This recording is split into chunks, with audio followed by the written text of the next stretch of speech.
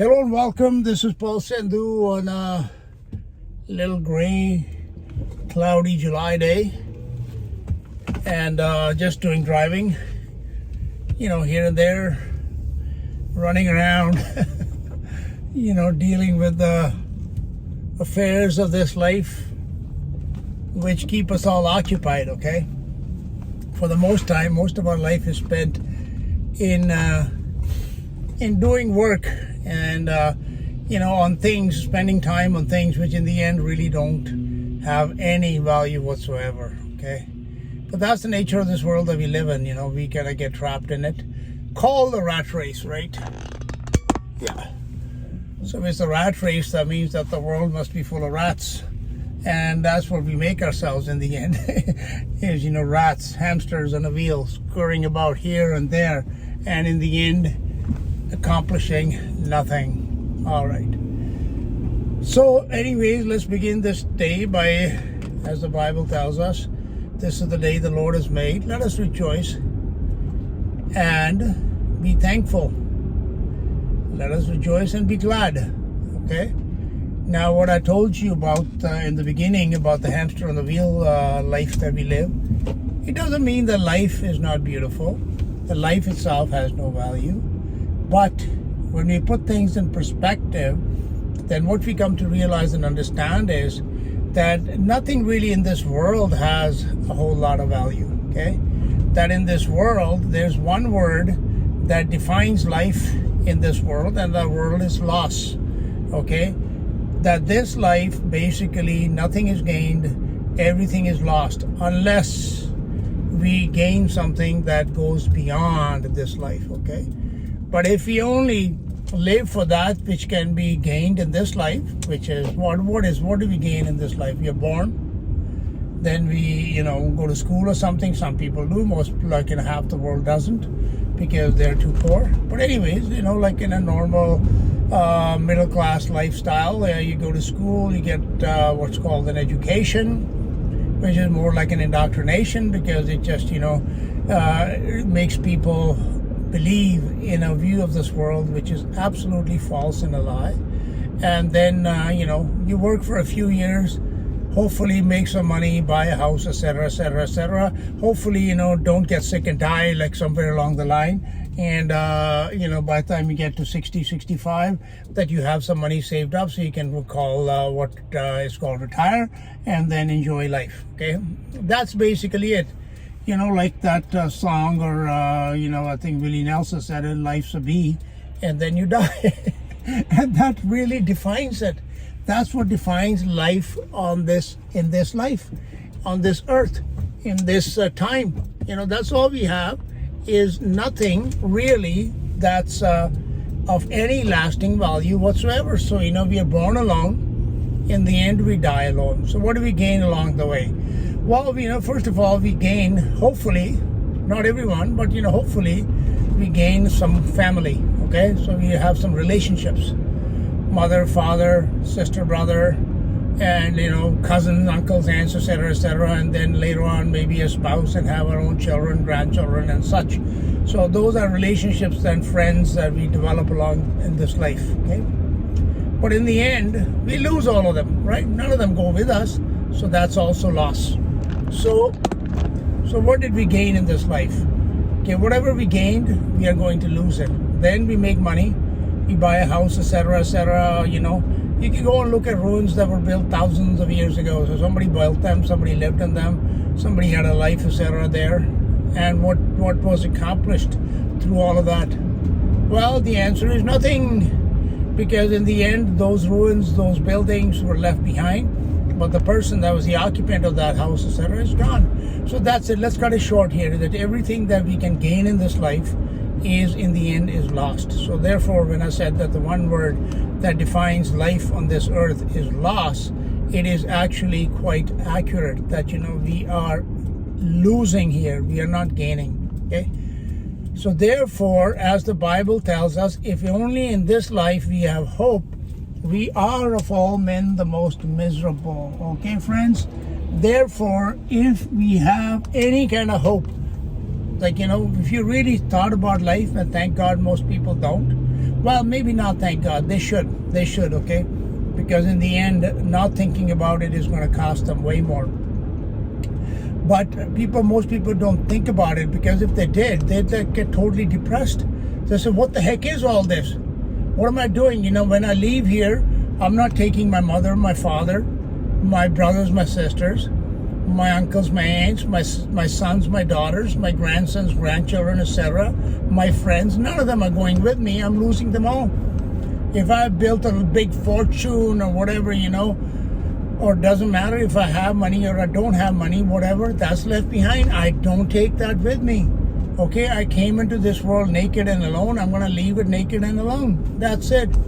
So everything that I gained for a few short years, I'm going to lose it. And if people started thinking about that, what would their state be? It would be a state of depression, unless we can understand that there is a reason and a purpose behind it all. Okay? So I'm not going to go into much detail here, but like the Bible said, if only in this life we have hope, we are of all men the most miserable, right? And that is 100% the truth.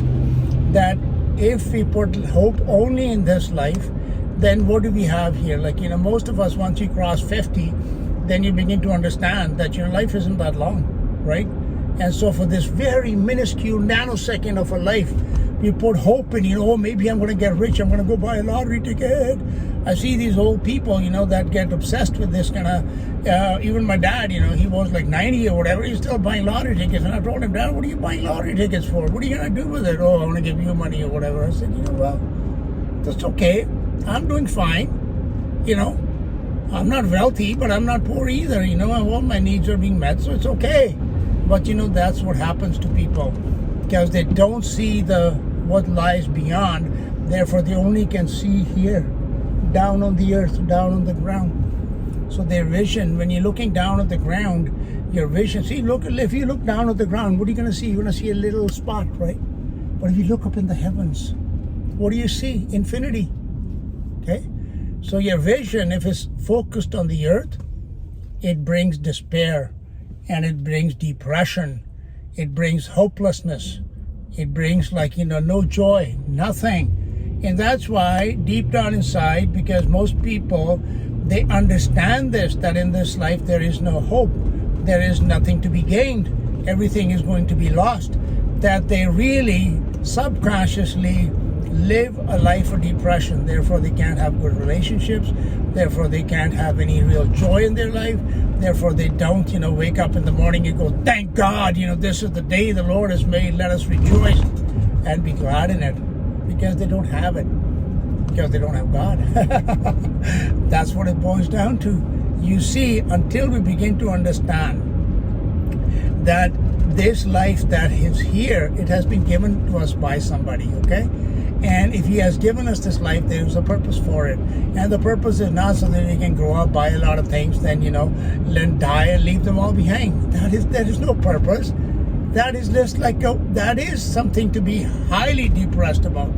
Highly, highly, highly depressed about, okay? Therefore, I can understand why this world is in a total state of depression all the time. All right. So, what we need is, we need hope that lies beyond this life. Well, so what purpose did this life serve? Well, it taught you one word. That word is life. Didn't you learn something about life? Did you come to realize that life is precious, especially as it's, winding down, that you want more of it? Did you come to understand that life is good? Life is precious. Life is something to be desired, not the things that we have in this life, but life itself.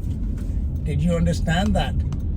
And if you did, then you kind of begin, and you're on the right track. Then you're beginning to understand that, what's precious in this life is life itself.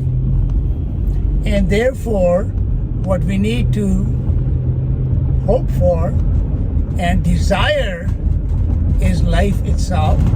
And what is life? Life is the life giver. If there was no life giver, there would be no life. There's the next understanding that we have. That life comes from somewhere and from somebody. And if we can know that somebody, then, we can have more of it. Okay? It's like, if you we need to eat, right? And you need some food. Now, let's say the food is delivered to your door every day. And then one day it isn't. And then you go, oh my God, where do I get food from? But if you know that the food is coming from a farmer, then you go down to the farmer and say, farmer, can I have some more food, please? Okay? God is like that farmer. He gave us this food freely without charging us anything. And what he wants us to understand is that what he has given us, that is the only thing of value in this life. In this life, the only thing of value is life itself. Okay? That life comes from the life giver.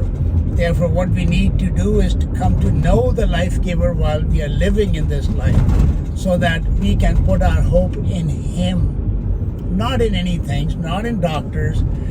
People like, I know somebody that's over 100 years old and he's got some kind of form of cancer now, and he's desperate to keep on living. And you go, what for? Even if they save you, even if your cancer gets cured, what are the odds? How many more centuries are you going to live? Nah, it's probably days or weeks or months or maybe a couple of years at best, right? But because they don't have any hope beyond this life. Okay, the second thing we learn in this life, okay, is relationships. Okay, why did God, if there is a God and he made us, why did he make male and female? Why did he make mother and father? Why did he make brothers and sisters? Why did he make a family? Okay, he could have made us spring up out of the earth like trees or something, but he didn't do that. He didn't do that because this life is a lesson. It's an education. It's a school. And if we learn those lessons in that education, then we can truly rejoice and be glad. I'm glad. I love life. But I love life because I also know that, that the life is not these clothes I'm wearing, this car I'm driving, or my bank account or something. Life is the life giver. And I thank God that he has shown me who he is, and having that understanding, I truly am thankful and grateful, and now I can rejoice and be glad. But the purpose of relationships is, the ultimate purpose for which the Creator has created us is that we can have a relationship with him. We can relate to him. And by giving us relationships in this life, he has taught us the value of relationships. What are most people in this life? They're lonely. Why are they lonely? Because they don't have relationships. Why do you think bars are filled with people, well, they used to be before COVID, is people looking to, and they think they go into a bar, they pick up a girl or a guy or whatever, and they have sex or something for one night, and that's going to give them satisfaction. But it doesn't. It's like having alcohol or a drink. The next day they're going to need it again, right? But ultimately, most people desire to have a relationship, somebody that can understand them, somebody that can relate to them. And that's why God has created us. God is love, the Bible tells us. He loves us. But in turn, he wants us to love him. But how can we love somebody we don't know? But that's why he said the Son of God has come and given us an understanding that we may know him. That is true. So God has given us the understanding about himself. That's one of the reasons why God created these relationships that we have in this life. Relationships of parents, of siblings, of children, of extended families, of friends. It is all because when we relate to somebody else, then our own experience of life is enhanced. Okay? Living by your own lonesome self with nobody to love is a very, very depressing life. It is. It is not even being loved that's so much more important as it is as loving somebody else. Okay? But when that relationship is mutual, where a person loves and is loved in return, then that's a perfect relationship. And in the end, that relationship takes precedence over everything, over money, over things, over, properties, or whatever this life has to offer. Then none of that remains important. The relationship becomes more important. And that's what we learn in this life, is if we Stop and think that in this life, all the things, etc., that we can have, including our own body, we are going to lose. If you're going to lose our body, can I keep this shirt? Can I keep, the clothes I'm wearing? Or can I keep any jewelry or watches or anything like that? No. If I can't keep the body, I can't keep anything. All right? So, my friend, that's the lesson that I wanted to share with you. That this life, there is nothing to be lost. Everything, and there's nothing to be gained. Everything is going to be lost. Okay, but if we understand the purpose of this life and we understand the life giver, he, like that farmer analogy I gave you, if you knew the farmer and he had unlimited crops all the time, you can never run out of food. And that's why God doesn't run out of life, does he? Really, does God run out of life? No. He's got an endless supply of life. So he can give us that if we believe in him. If we believe in Jesus Christ, who came to bring us the knowledge and understanding of that life and make it possible for us to have that life. Okay? Why he had to die, I've talked about that many times. It was to demonstrate and prove that love that he has for us. Okay? So now we understand that he loves us, so we can love him back and we can have a relationship. And then, he will be plugged into him and you're plugged into life itself. That's why our hope has to lie beyond that which comes beyond this body. You cannot have any hope in this body. If you put hope in this body, like the Bible says, we are of all men the most miserable. And that's why there's so much misery in this world, because people put their hope only in this life. So that's the end, that, this life is lost. But beyond this life, if you understand there is something beyond, then that is real gain. That is gain that can never end. That is gain that will keep multiplying forever and ever. It is truth. Son of God has come and he has brought life and immortality to light, the Bible tells us. Life and immortality. Think about those things, man. Stop thinking about money or mortgages or payments or loans and this and that. Think about what is going to happen. Your body is over. Just think, the body is dead because of sin, the Bible tells us. It's dead. Like I'm a dead man walking in this, like this body's dead. I'm carrying around a corpse. But I understand that there's something which is much greater that lies beyond it. And that's where I put my hope. Therefore, I can smile. I can be happy, truly rejoice coming from my heart. Because I know him who is the life giver. I'm plugged into him. If you abide in me, and my words abide in you, you shall know the truth, and the truth shall make you free. I'm free from the chains of this world. Because, yes, we all get these cares and everything. They come and assault us from time to time. But, we can overcome all that. Because we know him who has overcome everything for us. And his name is Jesus Christ. He proved his love for us. Now it's our turn to prove our love for him. Okay, thank you for listening. This is Paul Sindhu.